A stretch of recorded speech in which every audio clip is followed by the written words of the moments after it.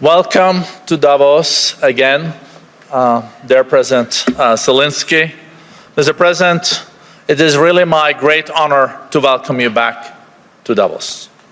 This week, Ukraine and its people once again endured deadly attacks by Russia. We are approaching 4 years since the beginning of the full-scale invasion of Ukraine, the largest European conflict since World War II. Mr. President, you have led your country through one of the most consequential periods in modern European history. Under extraordinary circumstances, Ukraine continues to defend its sovereignty, its democracy, and its people, while engaging the international community on questions that extend far beyond its borders. The future of security in Europe, the resilience of democratic societies, the state of the rules-based international order, and the cost of inaction in the face of aggression. In recent months, the United States has taken a central role in advancing diplomatic efforts aimed at ending the war, working closely with Kiev and European partners. These efforts have resulted in a comprehensive 20-point peace plan aimed at laying the foundation for a just and lasting peace. And I know that President Zelenskyy just met with President Trump, and I hope that was a very, very good meeting. These efforts, as I mentioned, reflect a sustained push grounded in shared values and strategic cooperation to reach and negotiate this resolution that respects Ukraine's territorial integrity and long-term security. It's in this spirit of cooperation and with the urgency for peace that we welcome today a leader whose courage and commitment continue to shape the world, continues to shape the path forward. I think you see, Mr. President, that we're all ready for your speech and that you also chose to come here in Davos during a very difficult time for you and your people. Welcome, Mr. President.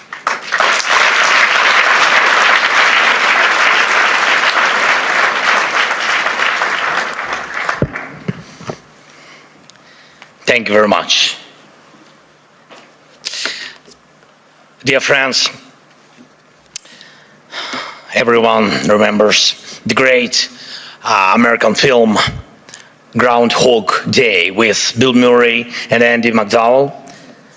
Yes, but no one would want to live like that, repeating the same thing for weeks, months, and of course for years. And yet, that's exactly how we live now. And it's our life. And every forum like this one proves it. Just last year, here in Davos, I ended my speech with the words, "Europe needs to know how to defend itself." A year has passed, and nothing has changed. We are still in a situation where I must say the same words, but why? The answer is not just about the threats that exist or may appear. Each year brings something new for Europe and for the world. Everyone turned attention to Greenland. And it's clear most leaders simply are not sure what to do about it. And it seems like everyone is just waiting for America to cool down on this topic, hoping it will pass away. But what if will not? What then? There was so much talk about the protests in Iran, but they drowned in blood. The world has not helped enough the Iranian people, and it's true. It has stood aside in Europe. By the time politicians came back to work and started forming a position, the Ayatollah has already killed thousands. And what will Iran become after this bloodshed. If the regime survives, it sends a clear signal to every bully: kill enough people and you stay in power. Who in Europe needs that message to become a reality?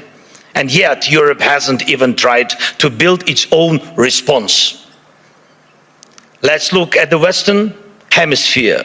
President Trump led an operation in Venezuela and Maduro was arrested, and there were different opinions about it, but the fact remains: Maduro is on trial in New York.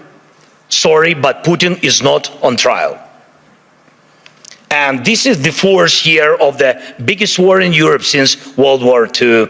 And the man who started it is not only free, he is still fighting for his frozen money in Europe. And you know what? He is having some success, it's true. It's Putin who's trying to decide how the frozen Russian assets should be used, not those who have the power to punish him for this war. Thankfully, the EU decided to freeze Russian assets indefinitely, and I'm grateful for that. Thanks Ursula, thanks Antonio, and all the leaders who helped. But when the time came to use those assets to defend against Russian aggression, the decision was blocked. Putin managed this, yes, managed to stop Europe, unfortunately. Next point. Because of the America's position, people are now avoiding the topic of the International Criminal Court. And that's understandable. It's American historical position. But at the same time, there is still no real progress on establishing a special tribunal for Russian aggression against Ukraine, against the Ukrainian people. And we have an agreement, it's true. Many meetings with staff and actual work happening inside. What's missing? Time or political will. Too often in Europe, something else is always more urgent than justice.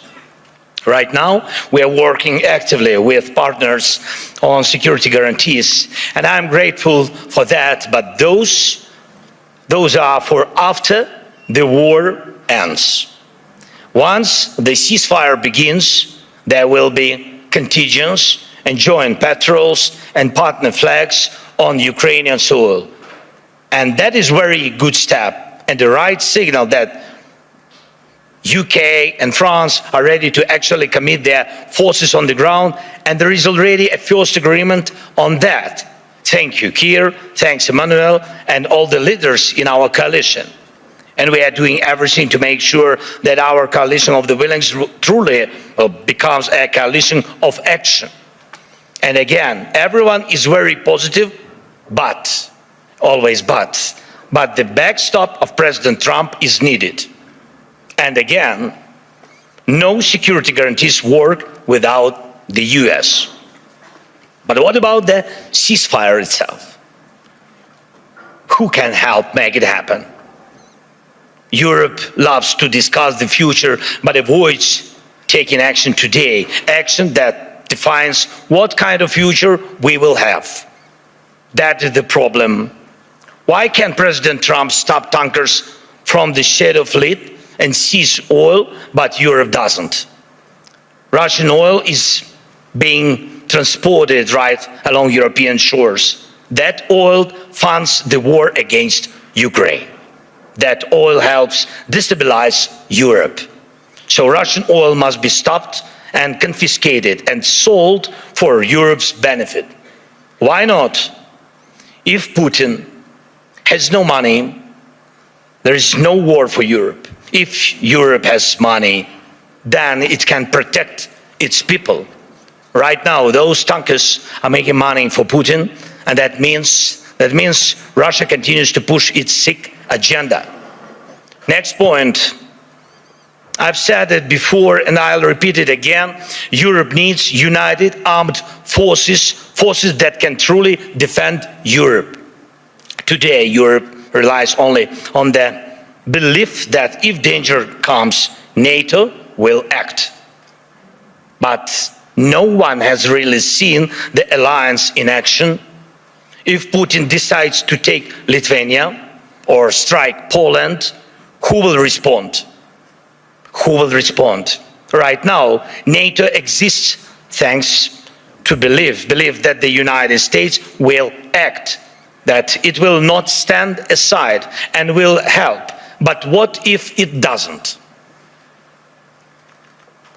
Believe me, this question is everywhere in the minds of every European leader, and some try to get closer to President, acting, investing in weapons production and etc., building partnerships, getting public support for higher defense spending. But let's remember, until America pressured Europe to spend more on defense, most countries were not even trying to reach 5% of GDP, the minimum needed to ensure security.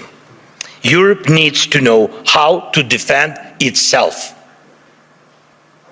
And if you send 30 or 40 soldiers to Greenland, what is that for? What message does it send? What's the message to Putin, to China? And even more importantly, what message does it send to Denmark? The most important, your close ally. You either declare that European bases will protect the region from Russia and China and establish those bases, or you risk not being taken seriously because 30 or 40 soldiers will not protect anything.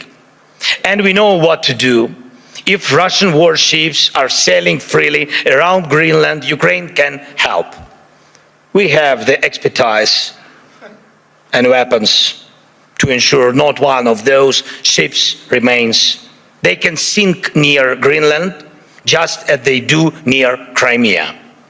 No problem, we have the tools and we have people. For us, the sea is not the first line of defense, so we can take actions and we know how to fight there if we were asked and if Ukraine were in NATO.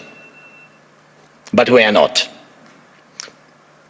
We would solve this problem with the Russian ships. As for Iran, everyone is waiting to see what America will do. And the world offers nothing, Europe offers nothing, and doesn't not want to enter this issue as a supporter of the Iranian people and the democracy they need.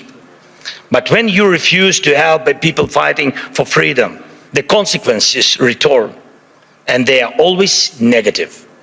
Belarus in 2020 is the example. No one helped their people, and now Russian Oreshnik missiles are deployed in Belarus within range of most European capitals.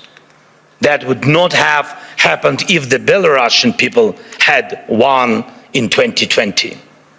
And we have told our European partners multiple times, act now.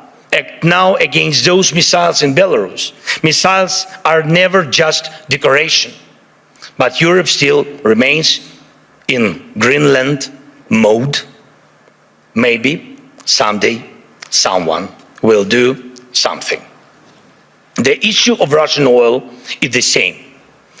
It's good that many sanctions exist. Russian oil is getting cheaper, but the flow has not stopped. And Russian companies that fund Putin's war machine are still working. And that will not change. That will not change without more sanctions. And we are grateful for all the pressure put on the aggressor. But let's be honest. Europe must do more so its sanctions block enemies as effectively as American sanctions.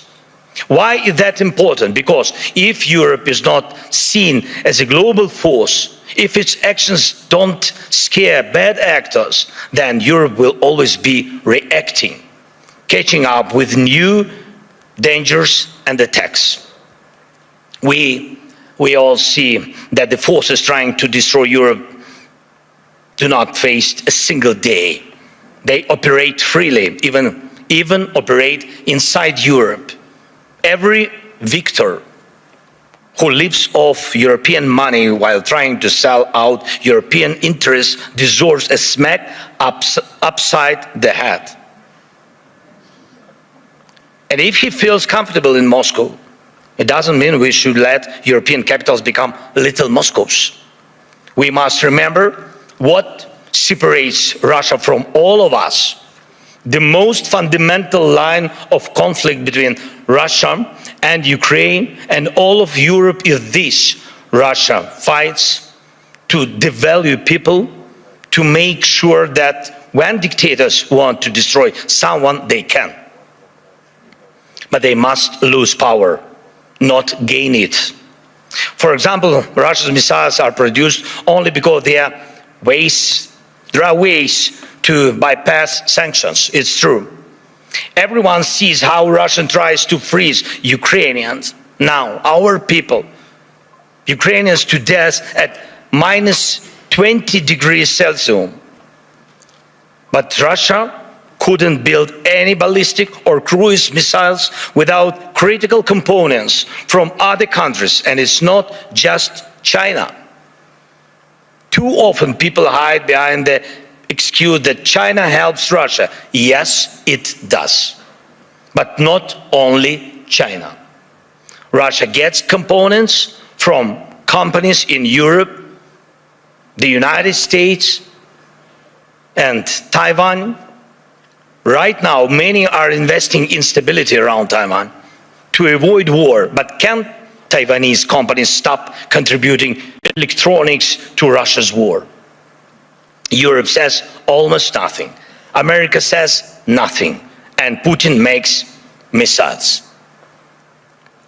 And I thank every country, of course, and every company that helps Ukraine repair its energy system. This is crucial. Thank you to all who support the Pearl program, helping us buy Patriot missiles. But wouldn't it be cheaper and easier to just cut Russia off from the components it needs for missiles production? Or even destroy the factories making them? Last year, most of the time was spent talking about long-range weapons for Ukraine. And everybody said that the solution was within range. Now, no one is even talking about it. But Russian missiles and Shaheeds are still here. And we still have the coordinates of the factories where they are made. Today, they target Ukraine. Tomorrow, it could be any NATO country. And here in Europe, we are advised not to mention tomahawks. Not to mention tomahawks to the Americans, not to spoil the mood. And we are told not to bring up Taurus missiles. When the subject is Turkey, diplomats say don't offend Greece. When it's Greece, they say be careful with Turkey.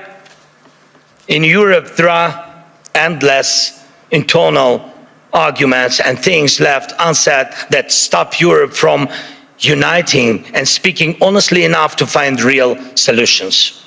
And too often, Europeans turn against each other, leaders, parties, movements, and communities, instead of standing together to stop Russia, which brings the same destruction to everyone. Instead of becoming a truly global power, Europe remains a beautiful but fragmented kaleidoscope of small and middle powers. Instead of taking the lead in defending freedom worldwide, especially when America's focus shifts elsewhere, Europe looks lost, trying to convince the US president to change. But he will not change. President Trump loves who he is. And he says he loves Europe, but he will not listen to this kind of Europe. One of the biggest problems in today's Europe, though it's not often talked about, is the mindset. Some European leaders are from Europe, but not always for Europe. And Europe still feels more like a geography, history, a tradition, not a real political force, not a great power. Some Europeans are really strong, it's true. But many say we must stand strong, and they always want someone else to tell them how long they need to stand strong, preferably until the next election. But that's not how great power works, to my mind. Leaders say we must defend European interests, but they hope someone else will do it for them. And speaking of values, they often mean valueless. They are all like, we need something to replace the old world order with. But where is the line of leaders who are ready to act? Act now, on land, in the air, at the sea, to build a new global order. You can't build the new world order out of words. Only actions create real order. Today, America has launched the Board of Peace. Ukraine was invited, so was Russia, Belarus, though the war hasn't stopped. And there is not even a ceasefire. And I've seen who joined. Everyone had their reasons. But here is the thing. Europe hasn't even formed a united position on the American idea. Maybe tonight, when the European Council meets, they will decide something. But the documents were already signed this morning, and tonight they might also finally decide something on Greenland. But last night, Mark Rutte had spoken to President Trump. Thank you, Mark, for your productiveness. America is already changing its position, but nobody knows exactly how. So things move faster than we. Things move faster than Europe. And how can Europe keep up? Dear friends, we should not degrade ourselves to secondary roles, not when we have a chance to be a great power together. We should not accept that Europe is just a salad of small and middle powers seasoned with enemies of Europe. When united, we are truly invincible. And Europe can and must be a global force, not one that reacts late, but one that defines the future. That would help everyone from the Middle East to every other region in the world. That would help Europe itself, because the challenges we face now are challenges to the European way of life, where people matter, where nations matter. Europe can help build a better world. Europe must build a better world, and a world without war, of course. But for that, Europe needs strength. For that, we must act together and act in time. And most of all, we must have the courage to act. And we are actively working to reach solutions, real solutions. Today, we met with President Trump, and our teams are working almost every day. It's not simple. The documents aimed at ending this war are nearly ready, and that really matters. Ukraine is working with full honesty and determination, and that brings results. And Russia must become ready to finish this war, to stop this aggression, Russian war against us. So the pressure must be strong enough, and the support for Ukraine must grow even stronger. Our previous meetings with President of the United States brought us air defense missiles, and thanks Europeans, they helped also. And today we also spoke about the protecting the skies, which means protecting lives, of course. And I hope America will continue to stand with us. And Europe must be strong. And Ukraine is ready to help with anything needed to guarantee peace and prevent destruction. We are ready to help others become stronger than they are now. We are ready to be part of a Europe that truly matters, a Europe of real power. Great power. Today we need that power to protect our own independence. But you need Ukraine's independence too, because tomorrow you may have to defend your way of life.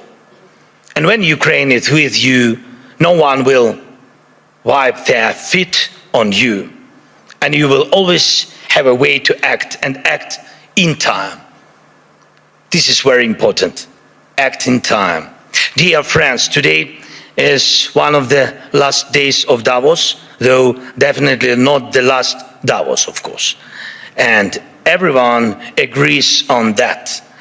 Many people believe that somehow things will work out on their own. But we cannot rely on somehow. For real security, faith is not enough. Faith in a partner, in a lucky turn of events. No intellectual discussions are capable of stopping wars. We need action. World order comes from action. And we just need the courage to act. Without action now, there is no tomorrow. Let's end this Groundhog Day. And yes, it's possible. Thank you. Slava Ukraini!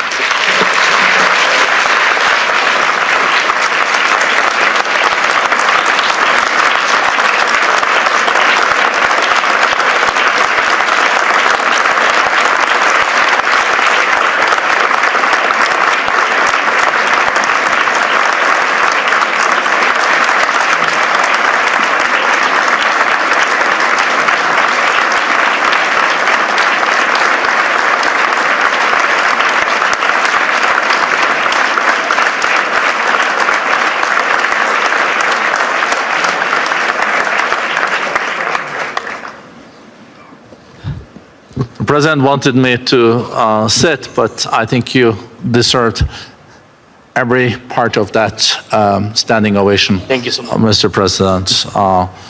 It is very good to have you back. How did your meeting with President Trump go? Honestly. Of course, honestly. But of course, in the interest of your country. Yes, it was in the interest of my country. Yeah, the meeting was, I would never question that. No. The meeting was good, thanks to President, and thank you that he found time for us. And it's really, today I saw like my team, and they spoke with American team. And before my meeting with President Trump, my team spent a lot of time with Americans.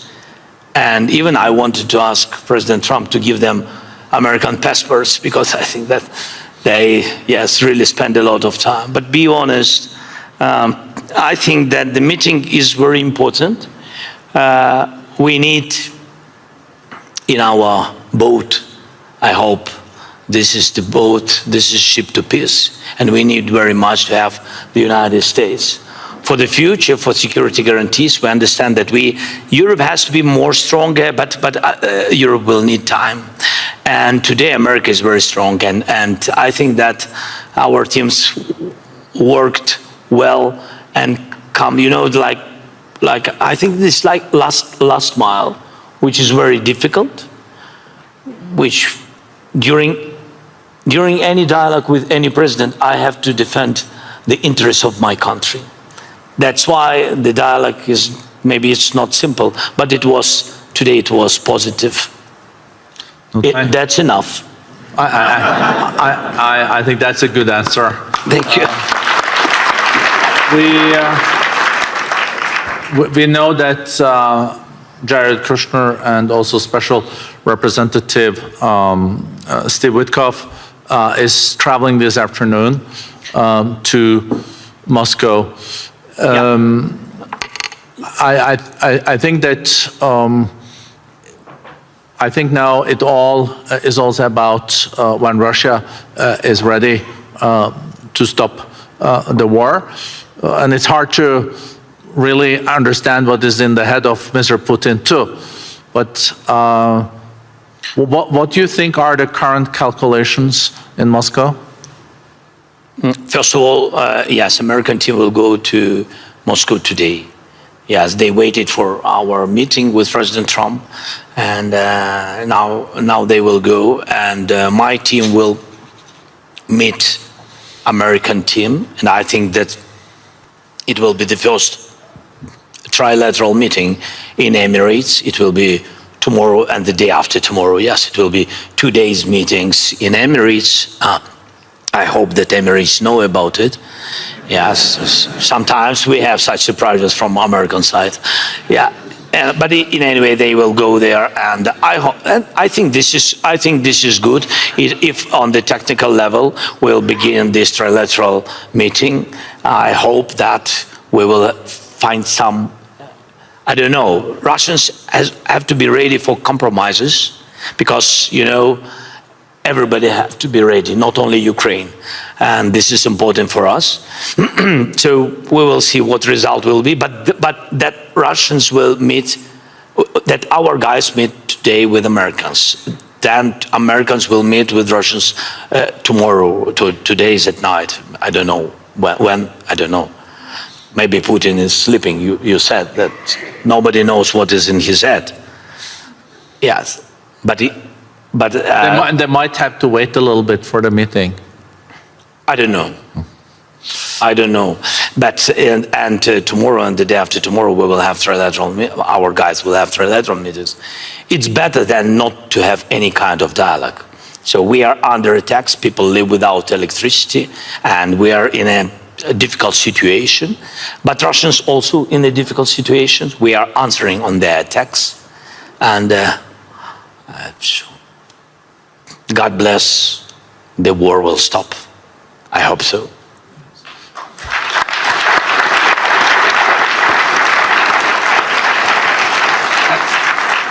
And what is now the most difficult part for Ukraine?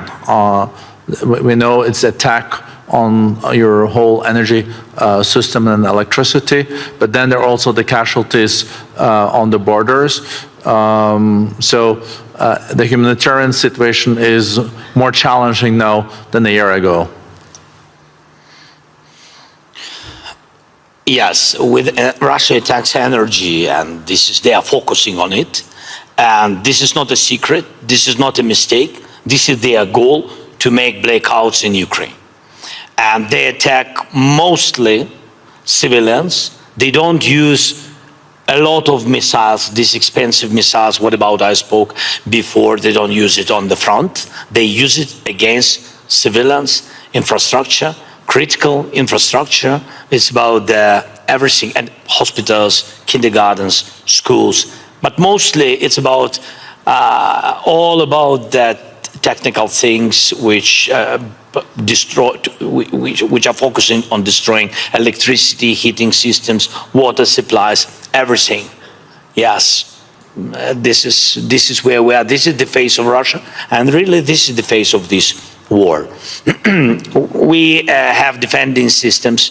We really created, I think, great ideas with drones, interceptors. We'll use them. We really produce them about 1,000 per day.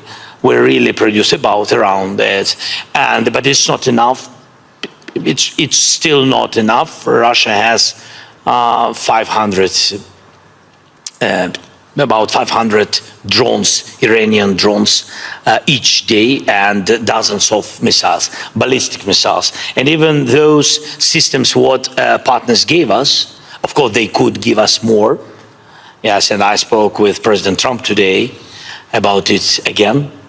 And I hope it was the last words, my last words. You know, like in Ukraine said, everybody remember only the last words.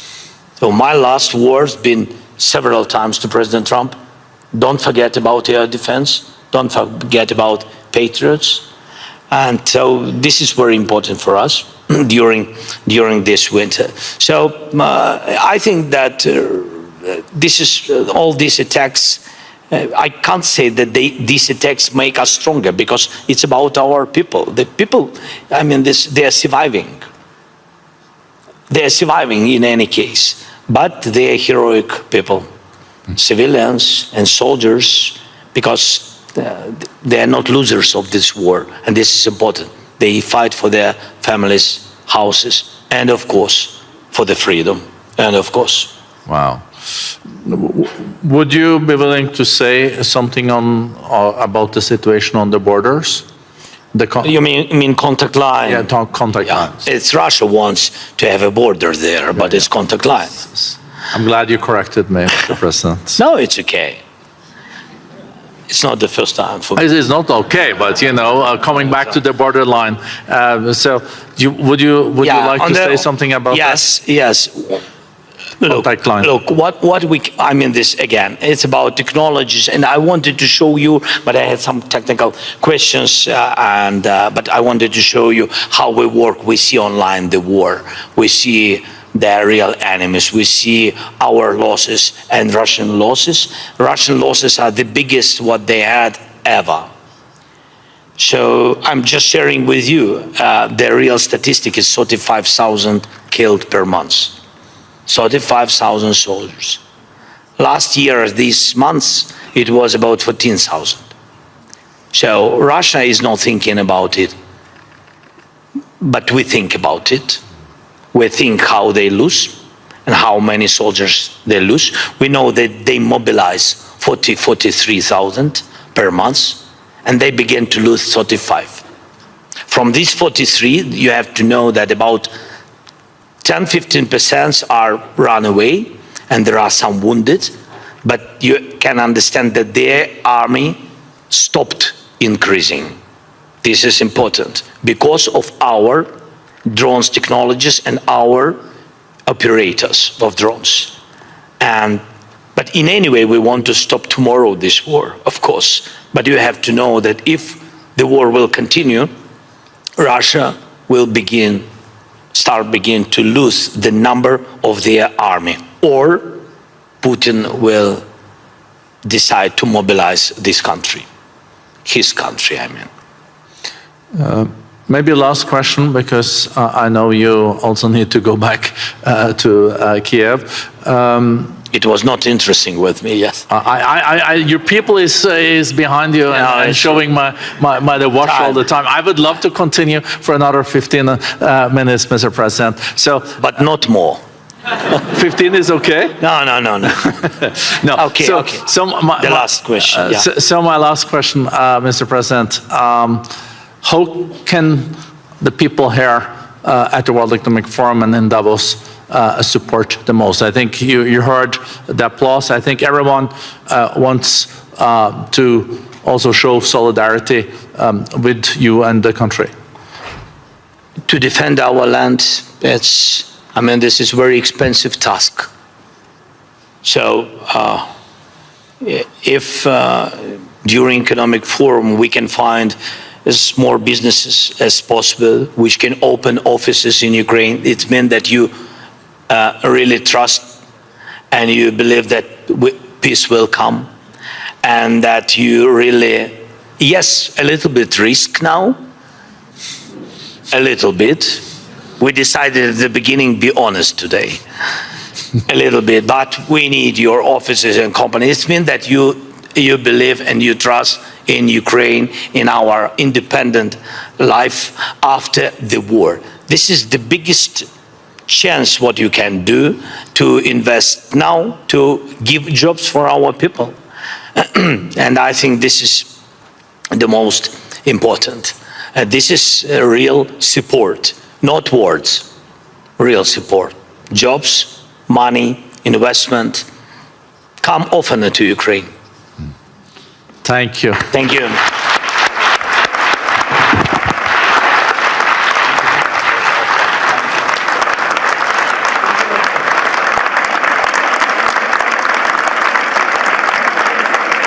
If you like this video, then like, share and subscribe to Mirror Now.